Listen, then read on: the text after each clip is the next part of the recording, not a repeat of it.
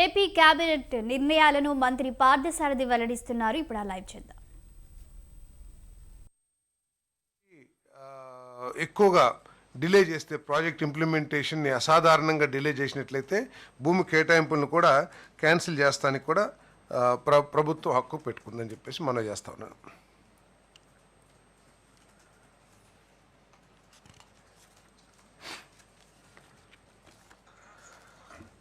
ఆంధ్రప్రదేశ్ అధికార భాషా కమిషన్ పేరును మండలి వెంకటకృష్ణారావు అధికార భాషా కమిషన్గా మార్చే ప్రతిపాదనకు రాష్ట్ర మంత్రి మండలి ఆమోదం తెలిపింది.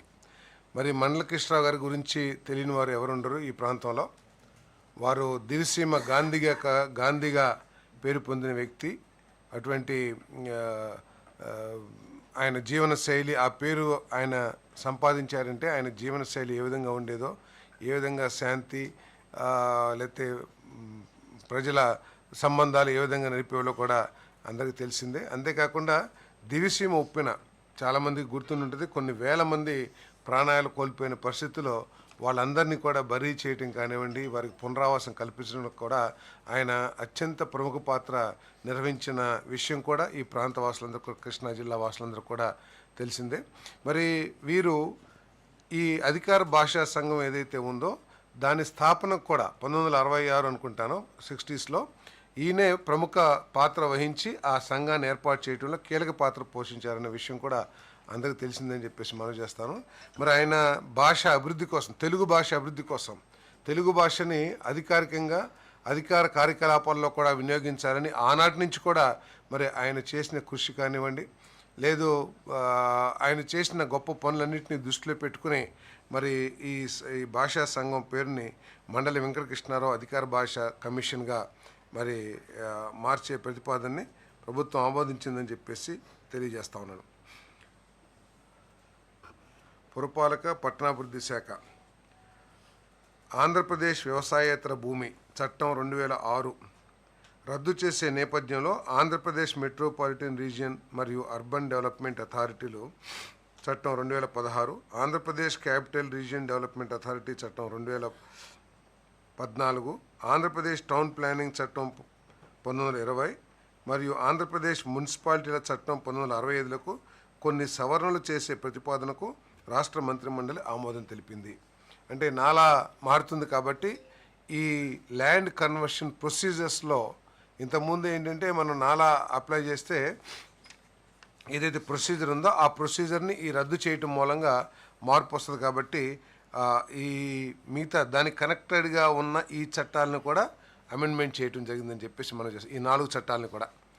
మరి దీంట్లో ఏంటంటే వ్యవసాయ భూముల్ని వ్యవసాయేతర అవసరాల కోసం మార్చినప్పుడు వచ్చే ఏదైతే ఎక్స్టర్నల్ డెవలప్మెంట్ ఛార్జెస్ ఏదైతే ఉంటాయో ఆ ఛార్జెస్ని ఆ ప్రాంతంలో మౌలిక వసతులు అభివృద్ధి కోసం వినియోగించాలని చెప్పేసి ఈ ఈ మార్పు యొక్క లక్ష్యం అని చెప్పేసి కూడా నేను మనవి చేస్తా ఉన్నాను.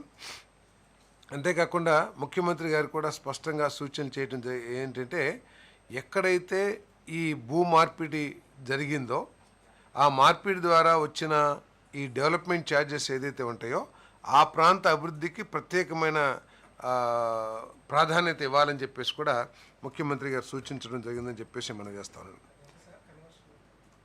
కన్వర్షన్ డిఫరెంట్ ఛార్జెస్ ఉన్నాయి, ఆ ఛార్జెస్ని అక్కడ వినియోగించాలని చెప్పేసి. గుంటూరులో తెలుగుదేశం పార్టీ కార్యాలయానికి 2954 చదరపు గజాల మున్సిపల్ భూమిని 33 సంవత్సరాల కాలానికి అంటే 2 విత్ రెట్రాస్పెక్టివ్ ఎఫెక్ట్ 2017 నుంచి 37/2017 నుంచి అద్దెకు GMS 340 రెవెన్యూ శాఖ డేటెడ్ 21/7/2006 నిబంధనల ప్రకారం ఎకరానికి 1000 రూపాయల చొప్పున అద్దె వసూలు చేసే పద్ధతిలో ఇవ్వడానికి మరియు 99 సంవత్సరాల వరకు పొడిగింపు చేసుకునే విధంగా అవకాశం కల్పిస్తూ అద్దెకు ఇచ్చే ప్రతిపాదనకు రాష్ట్ర మంత్రి మండలి ఆమోదం తెలిపింది. ఏపీసీఆర్డీ అథారిటీ 18/8/2025 చేసిన రిజల్యూషన్ నెంబర్ 572/2025 ద్వారా ఆమోదించిన నిర్ణయాన్ని అమల్లోకి తెచ్చేందుకు L1 బిడ్డర్లకు పని అప్పగించేందుకు అమలు పరిచేందుకు chairperson and managing director chairman and managing director ADCL విజయవాడకు అధికారం ఇచ్చి ప్యాకేజీలు 43, 44 పనుల అవార్డును L1 బిడ్డలకు అప్పగించే ప్రతిపాదనకు రాష్ట్ర మంత్రిమండలి ఆమోదం తెలిపింది. ఈ 44 ప్యాకేజీ ప్రకారం అమరావతి ప్రాంతంలో క్లియర్ వాటర్ పంప్ హౌస్, అదేవిధంగా SUGRలో ఎలక్ట్రో మెకానికల్ పనులు చేయడానికి నిర్దేశించిన టెండర్ అది. అదేవిధంగా 43 టెండరు ఇంటేక్ వెల్, అంటే ఈ ప్రాంతానికి మంచినీటి వసతులు ఏర్పాటు చేసే ఇంటేక్ వెల్స్ కానివ్వండి, అప్రోచ్ బ్రిడ్జ్, రా వాటర్ పంపింగ్ మెయిన్ పనులు ఈ ప్యాకేజీలో ఉన్నాయని చెప్పేసి మనం చేస్తా ఉన్నాను. దీన్ని L1 బిడ్డలకి అప్పగించేందుకు మన క్యాబినెట్ ఆమోదించిందని చెప్పేసి కూడా నేను మనం చేస్తాను. దీనివల్ల ఏదైతే అమరావతిని అభివృద్ధి చేయాలి త్వరితగతిన, ఇంటర్నేషనల్ స్టాండర్డ్స్ కూడిన అమరావతిని ఏదైతే అభివృద్ధి చేయాలనుకుంటున్నామో, ప్రజలందరికీ కూడా ఉపయోగపడి సౌకర్యవంతంగా ఉండే రాజధాని ఏర్పాటు చేయాలనుకుంటున్నాము. దాంట్లో దీని మూలంగా కూడా ఆ లక్ష్యం నెరవేర్చడానికి అవకాశం ఉందని చెప్పేసి మనం చేస్తాను. అమరావతి క్యాపిటల్ సిటీ ఆంధ్రప్రదేశ్లో క్రిటికల్ ఇన్ఫ్రాస్ట్రక్చర్ మరియు ఇన్వెస్ట్మెంట్ ప్లాన్ కింద గ్రామ పంచాయతీలలోని ల్యాండ్ పూలింగ్ సిస్టంలోని జోన్లలో మౌలిక సౌకర్యాల అభివృద్ధికి 7 సంవత్సరాల నిర్వహణ మరియు రక్షణతో ఈపీసీ మోడ్ కింద జోన్ వారీగా టెండర్లను ఆహ్వానించేందుకు అనుమతిస్తూ అభివృద్ధి మౌలిక సదుపాయాల కార్యక్రమం కోసం 904 కోట్ల మొత్తంకు పరిపాలన ఆమోదం ఇచ్చే ప్రతిపాదనకు రాష్ట్ర మంత్రిమండలి ఆమోదం తెలిపింది. ఇదేంటంటే మన క్యాపిటల్ రాజధాని అమరావతి రాజధాని చుట్టూతా ఏదైతే 25 గ్రామాలు ఉన్నాయో, మరి ఆ గ్రామాల్లో కూడా ఈ స్థాయి అమరావతిలో ఇన్ఫ్రాస్ట్రక్చర్ ఏ స్థాయిలో అయితే మనం డెవలప్ చేస్తామో ఆ స్థాయిలో ఆ 25 గ్రామాల్లో కూడా డెవలప్మెంట్ చేయాలని చెప్పేసి గతంలోనే చంద్రబాబు నాయుడు గారు ఆ గ్రామ ప్రజలందరికీ కూడా హామీ ఇవ్వటం జరిగింది. ఆ హామీ మేరకు ఇప్పుడు అదే స్థాయిలో రాజధాని స్థాయిలో ఇన్ఫ్రాస్ట్రక్చర్ని డెవలప్ చేయడానికి టెండర్లు పిలవటానికి అడ్మినిస్ట్రేటివ్ శాంక్షన్కి ఏదైతే ప్రతిపాదన చేశారో దానికి ఆమోదం తెలిపిందని చెప్పేసి మనం చేస్తాము.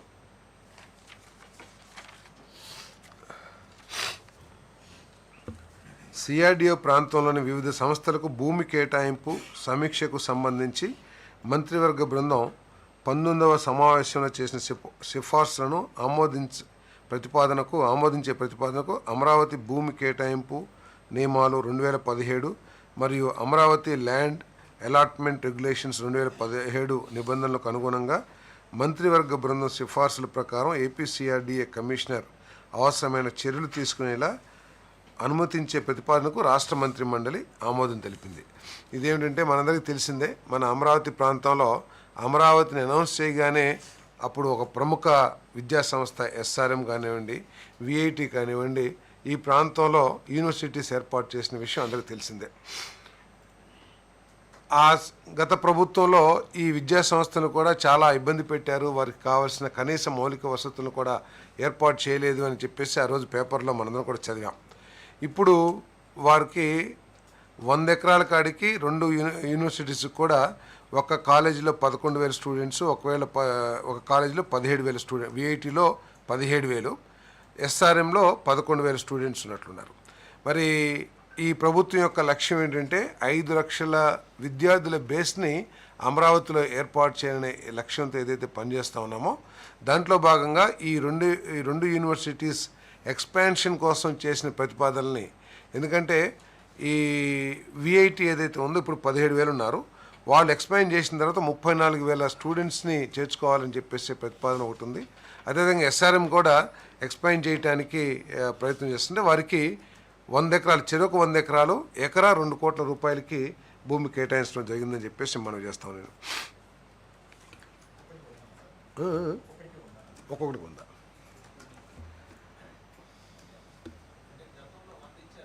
గతంలో 100 ఇచ్చాము.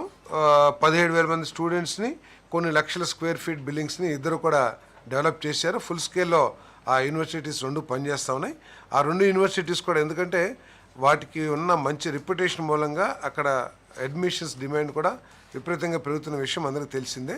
దానికి అనుగుణంగా వాళ్ళు ఎక్స్పాండ్ చేయాలని చెప్పేసి ఆలోచన చేస్తున్నారు. కాబట్టి ఆ ఎక్స్పాన్షన్కి కావాల్సిన భూముల్ని 2 కోట్ల రూపాయలు ఎకరం లెక్కన కేటాయించడం జరిగిందని చెప్పేసి మనం చేస్తున్నాం. VIT వేరే ప్రాంతాల్లో అయితే చెన్నైలో 240 ఎకరాల్లో, వెల్లూరులోనూ ఎక్కడో 350 ఎకరాలు, అంటే పెద్ద పెద్ద క్యాంపస్, భోపాల్లో 200 ఎకరాలు, పెద్ద పెద్ద క్యాంపస్లోనే ఆ స్థాయిలో కూడా ఇక్కడ డెవలప్ చేయాలనే ఆలోచనతో ఆ సంస్థ ఉంది. అదనంగా ఎక్స్పాన్షన్, ఎస్. ఈ అక్కడే అంటే అక్కడ భూమి అవైలబుల్ ఉంటే అక్కడ ఇస్తారు, లేకపోతే వారికి అనువుగా, లేకపోతే ఈ ప్లానింగ్ ఏదైతే ఉందో జోనల్ ప్లానింగ్ ఉంటుంది కదా అమరావతికి, ఆ జోనల్ ప్లానింగ్ ప్రకారం ఇస్తారు. కన్సార్టియంలో మార్పును ఆమోదించి Messrs Mahalakshmi infra ventures India private limited ద్వారా Acacia hotels and resorts private లిమిటెడ్ను 100% యాజమాన్య హక్కు కలిగిన పూర్తి స్థాయి అనుబంధ సంస్థగా మార్చేందుకు చేసిన ప్రతిపాదనకు రాష్ట్ర మంత్రిమండలి ఆమోదం తెలిపింది. అంటే గతంలో మహాలక్ష్మి ఇన్ఫ్రా వెంచర్స్కి ఒక ప్రాజెక్ట్స్కి ల్యాండ్ అది ఇవ్వటం జరిగింది. ఇప్పుడు వారు అనుబంధ సంస్థలో 100% యాజమాన్య హక్కుతో కలిగిన పూర్తి స్థాయి అనుబంధ సంస్థగా అకేసియాని ఏర్పాటు చేసుకుంటున్నారు, దాన్ని ఆమోదించడం జరిగింది. గ్రామ వార్డు సచివాలయాల శాఖ ఏపీ గ్రామ సచివాలయం వార్డ్ సెక్రటేరియట్స్ చట్టం 2023లోని హోదాలు, నామకరణాల మార్పుకు మరియు వారి ప్రాథమిక విధులను సవరించేందుకు వార్డు విద్య మరియు డేటా ప్రాసెసింగ్ సెక్రటరీ నుండి విద్య అనే విషయాన్ని తొలగించి వార్డు సంక్షేమ మరియు అభివృద్ధి సెక్రటరీకి అప్పగించే ప్రతిపాదనకు రాష్ట్ర మంత్రిమండలి ఆమోదం తెలిపింది. మనందరికీ తెలిసిందే, సచివాలయాల్లో వివిధ కార్యక్రమాలు నిర్వహించడానికి 10 మంది గ్రామ సచివాలయాల్లో, 11 మంది వార్డు సచివాలయాల్లో సిబ్బందితో ఏర్పాటు చేసిన విషయం మనకు తెలిసిందే. ఈ ఎడ్యుకేషన్ సెక్రటరీ ఎవరైతే ఉన్నారో, విద్యా డేటా ప్రాసెసింగ్, వీరు ఈ ఎడ్యుకేషన్కి సంబంధించిన పనుల మీద గ్రామాలు పర్యటిస్తుంటే, లేకపోతే సచివాలయం బయట పనుల మీద ఎక్కువగా తిరగటం మూలంగా ప్రజలు కొంత అసౌకర్యానికి గురవుతాం, వాళ్ళ పనులు కాకపోవడం మూలంగా దాన్ని ఎడ్యుకేషన్ తీసేసి సంక్షేమ వార్డు విద్య డేటా ప్రాసెసింగ్ సెక్రటరీ విద్య విషయానికి సంబంధించిన నిధులు నిర్వహిస్తున్నప్పుడు వార్డు సచివాలయం నుండి బయటకు వెళ్ళటం వల్ల పౌరులు వార్డు సచివాలయం నుండి సకాలంలో సేవలు పొందడంలో చాలా అసౌకర్యాన్ని ఎదుర్కొంటున్నారు. గ్రామ సచివాలయం సంక్షేమ మరియు విద్య అసిస్టెంట్తో సమానంగా ward Vidya and data processing secretary నుండి విద్య విషయాన్ని తొలగించి వార్డు సంక్షేమ మరియు అభివృద్ధి సెక్రటరీకి అప్పగించాల్సిన అవసరం ఉంది. అంటే ఇది నామన్ క్లేచర్ చేంజ్ చేయటం, కొద్దిగా విధులను మార్చడం. ప్రస్తుత మండల్ యుఎల్బి జిల్లా పరిధిలో ఆమోదించబడిన సంస్థాగత కేడర్లో 1785 గ్రామ వార్డు సెక్రటరియట్ ఉద్యోగులను తిరిగి కేటాయింపు చేయడం వలన ఖాళీ అవుతున్న సమాన సంఖ్యలోని ఏఎన్ఎంస్ వార్డు ఆరోగ్య సెక్రటరీల ఖాళీ పదవులను ప్రత్యామ్నాయంగా కొత్తగా 993 పోస్టులను సృష్టించడం ద్వారా GSWS 3 టైర్ నిర్మాణంలో మొత్తం 2778 పోస్టులను డిప్యుటేషన్ అవుట్సోర్సింగ్ ప్రాతిపదికన భర్తీ చేసిన ప్రతిపాదనకు రాష్ట్ర మంత్రి మండలి ఆమోదం తెలిపింది. ఇదేంటంటే గత ప్రభుత్వం ఈ GSWSలు గ్రామ సచివాలయాలు వార్డు సచివాలయాలు 10 మంది 11 మందితో ఏర్పాటు చేసిన విషయం తెలిసిందే. కాకపోతే ఏంటంటే ఈ స్ట్రక్చర్ లోపభూయిష్టంగా ఉండటం మూలంగా ఆశించిన లక్ష్యాన్ని సాధించలేకపోతున్నారు. అంటే ఏదైనా సరే ఇప్పుడు మనకు గతంలో ఎప్పుడు చూసినా కూడా మండలం తర్వాత జిల్లా ఆ స్ట్రక్చర్ ఉంటుంది. ఇక్కడ ఏంటంటే ఈ సచివాలయాలని నియంత్రించడానికి కానివ్వండి, పర్యవేక్షించడానికి కానివ్వండి, లేకపోతే వాళ్ళకి విధుల్ని ఏ విధంగా చేస్తున్నారు ఎవాల్యుయేట్ చేయడానికి కానీ ఒక స్ట్రక్చర్ లేకుండా పోయింది. సో కాబట్టి ఏదైతే ఆశించారో ఆశించిన స్థాయిలో పనులు జరగట్లా. గత ప్రభుత్వం అనాలోచిత